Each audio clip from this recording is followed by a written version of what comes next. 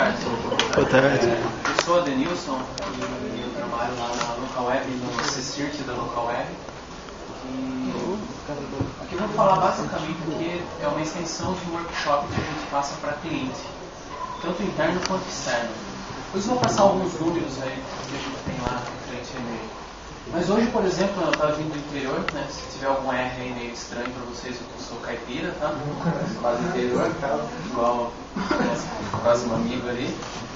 Mas eu abri minha caixa de e-mail lá, tinha aproximadamente 150 e-mails lá na caixa denominada spam e aproximadamente uns 60 e-mails não lidos na caixa de entrada. Né? Desses da caixa de entrada, aproximadamente 75 até 83, 87% também eram spams. Né?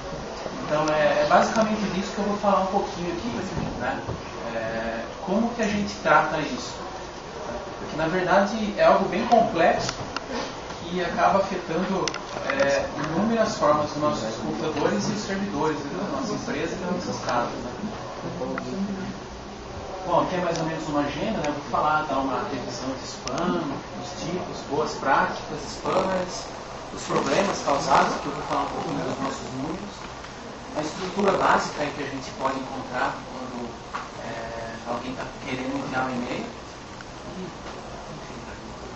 Bom, o spam, né? O próprio nome diz aí, é um envio de propagandas, né, em massa.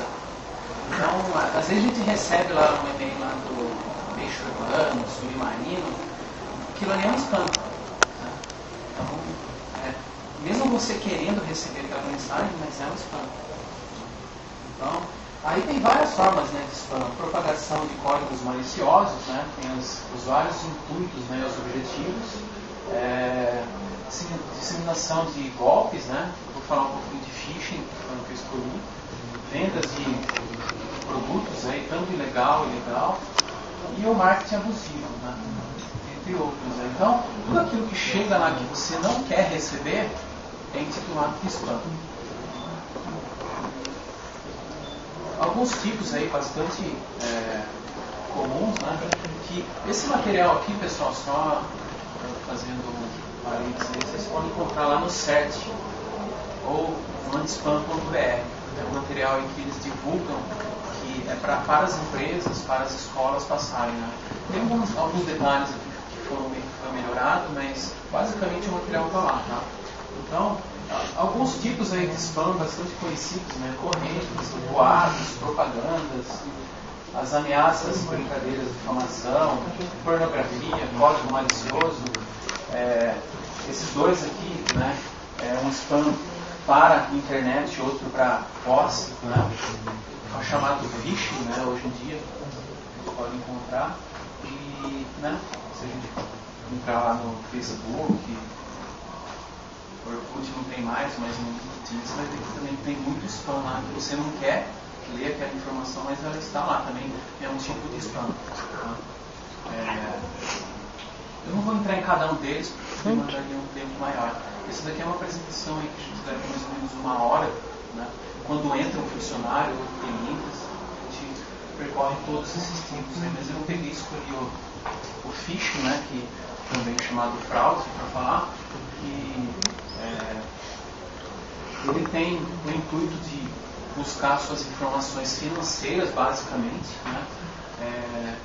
E dados pessoais para utilizar de um ou outro meio. Né?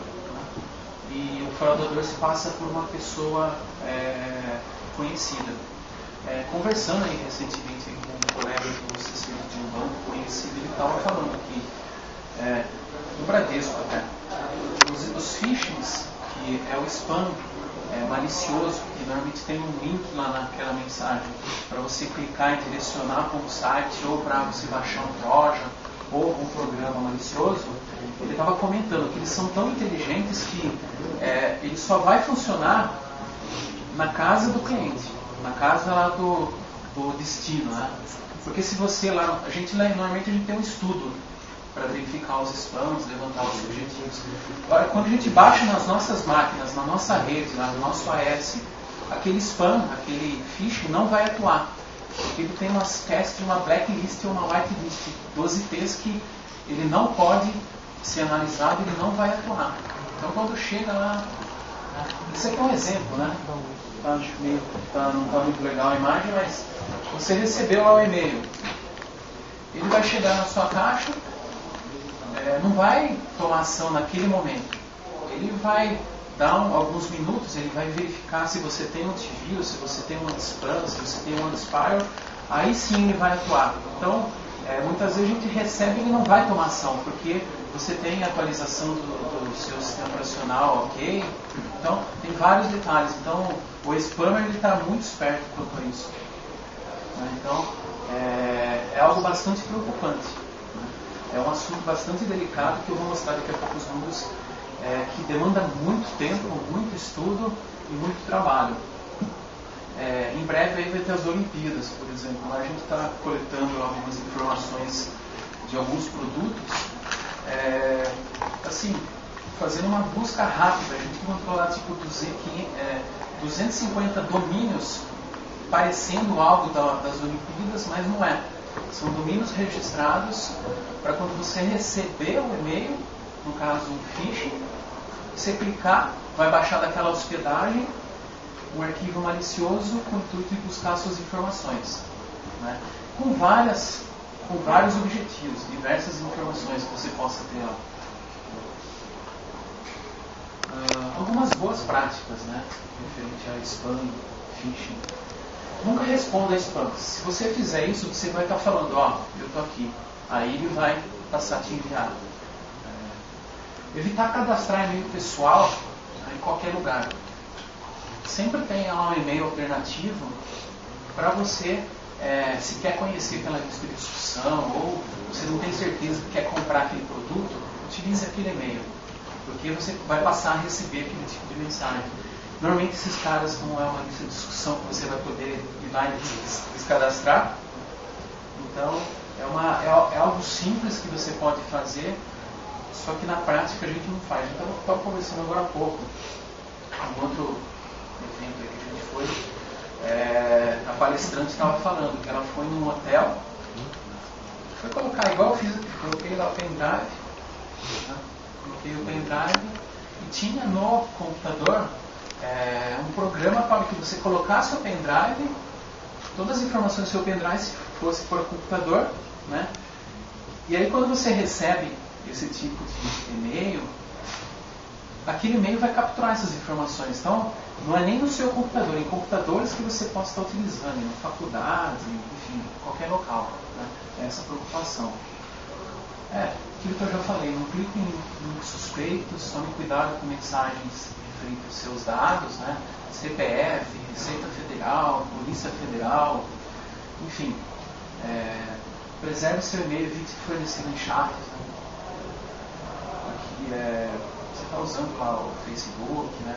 Tenha cuidado, né? Principalmente com o seu e-mail profissional, né? Porque você pode prejudicar a empresa também.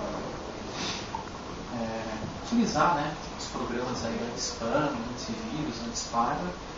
E um detalhe aqui bastante interessante, né? Os spammers, eles ficam rastreando o símbolo lá do arroba no seu site, em qualquer local que você deixar. Então, uma dica importantíssima é você não colocar o seu e-mail no formato nome, sobrenome, arroba, domínio, né? Duas dicas aí. Coloque seu nome, escreva no arroba, ou coloque uma figura do e-mail, do seu e-mail. Então não coloque o arroba, porque os spammers eles estão buscando isso, né? Então os spammers aí, basicamente são pessoas que eles estão lá para isso. Eu trabalho lá há alguns meses, né? Sou bastante recente na empresa, nunca vi igual. O tempo todo tem gente que, enquanto a gente está aqui, né, tentando aprender, as pessoas estão lá trabalhando para corromper, né, as nossas informações. E são milhares, vários que descobrem a vulnerabilidade, são milhares e milhares de spams saindo de um produto que não tem aquele intuito. É uma hospedagem, ele vai lá e burla WordPress ou Joomla, pega lá o seu site que também tem código malicioso, tem código falho, você não desenvolveu corretamente, e envia lá milhares e milhares de spams em pouco espaço de tempo, né? E eles buscam através do TAP Dicionário, né, fazendo essa busca, código malicioso e também tentando fazer coleta na internet. Alguns problemas aí causados, né, aos usuários: perda de mensagens, conteúdo malicioso que chega ao seu computador, gasto necessário de tempo, né. Para as empresas, que eu posso falar, impacto em links, né, má utilização dos recursos servidores, inclusão em listas de bloqueio, né, as RBLs, e muito investimento, né. Enquanto tem um spammer, a gente tem lá 10, 12, 15 pessoas para tentar segurá-los, né. Aqui são alguns números. Esses números aqui também são do CERT, né? O CERT é um órgão que regulariza a segurança, né? A gente vê que ao longo do tempo teve algumas mudanças. Hoje a gente está num número bom. Aqui o número da empresa que eu trabalho, para vocês verificarem, ele é o principal spammer no Brasil. Só que, por outro lado, a empresa que mais cresceu, a que mais tem produtos. Esse aqui é um outro gráfico que mostra a evolução lá do nosso trabalho interno, da quantidade de spams que foram reportados. Então a gente vê que a gente está na decrescente. O grande problema desse número aqui é que a gente só consegue ter esse número aqui depois de um ano. A gente teve em março os números de 2015. Então a gente vai tomando ação, a gente não sabe se está sendo efetivo naquele espaço de tempo, vai ter só aqui um mês. Então a gente tem bastante experiência, está tomando bastante ação, várias ferramentas de segurança para que esse número continue a cair. Aqui um pouquinho da estrutura, né? Nós temos lá 13 produtos referentes a e-mails indireto ou diretamente. São aproximadamente 9 milhões de contas. Por exemplo, a Globo está hospedada com a gente, o INPE. Aproximadamente 8 bilhões de e-mails enviados por mês, 7 recebidos, 12 bilhões de e-mails redirecionados. Isso aqui é um mal. Redirecionamento é um mal que os spammers exploram muito isso. Olha, você vai lá e coloca lá, quero redirecionar o meu e-mail que está chegando com @Yahoo, vai para o Gmail. Ali, isso daí é uma brecha enorme de segurança que é muito difícil da gente conseguir pegar. E mais ou menos 85 bilhões de spams são bloqueados lá. Então é mais ou menos essa proporção. E é importante falar que isso aqui está sempre crescendo. A gente tem cada vez mais clientes e cada vez mais gente tentando utilizar os e-mails para enviar spam. Aqui basicamente é uma estrutura de como funciona, né? Você tem lá o seu cliente de e-mail, aí vai ocorrer a autenticação, muitas vezes com 2 fatores de autenticação, aí tem o web-e-mail. Aqui tem os filtros e as regras, né? Ali você pode ter tecnologia, você tem que ter política, né? E aí, para onde que vai? Vai ser bloqueado a spam ou entregue para a caixa do usuário? Assim, né? Eu não vou falar aqui de tudo que a gente liga, senão vocês aí vão querer burlar essas regras lá. E aqui, algumas das tecnologias que a gente utiliza, né? Por exemplo, RBLs, nós consultamos RBLs. Return Path é um órgão internacional que fala de feedback loop, né, que está lá na conta. É um outro assunto também para ser abordado. DMARC, DKIM, que são validações, uma espécie de criptografia que você coloca na entrada e na saída do e-mail. Spam Traps, já ouviram falar de Spam Traps? Olha que o spammer começa a enviar e-mail, ele não sabe para quem ele está enviando. Então, os spam traps, propriamente, são armadilhas. A hora que cai naquele e-mail, o que acontece? Ele é bloqueado. Porque como você está enviando um e-mail para alguém que não existe? Isso é uma spam trap, é uma armadilha que a gente viu. Anti-spam, né? Não preciso falar, o AirSpam é uma ferramenta, o CloudMark é uma ferramenta paga global. Uma outra ação também que a gente toma é sempre fazer o gerenciamento da porta 25 e muitas vezes bloquear e passar a utilizar a porta 587. E aqui, né, a educação, educar o cliente, educar o usuário de como utilizar o e-mail. A música, porra! Aqui algumas referências, né? Como eu falei, né? Eu também sou professor, né? Isso aqui são algumas documentações. Esse órgão aqui é um órgão internacional que fala de spam, para quem tiver curiosidade. Sempre tem um evento, tem vários eventos aí anuais nos Estados Unidos. Daqui saem as normas aí referentes ao spam mundial. Aí, sei que foi rápido, tem muita coisa para falar. Com o tempo de dúvidas, pessoal. Se precisarem de mais informações lá, use @local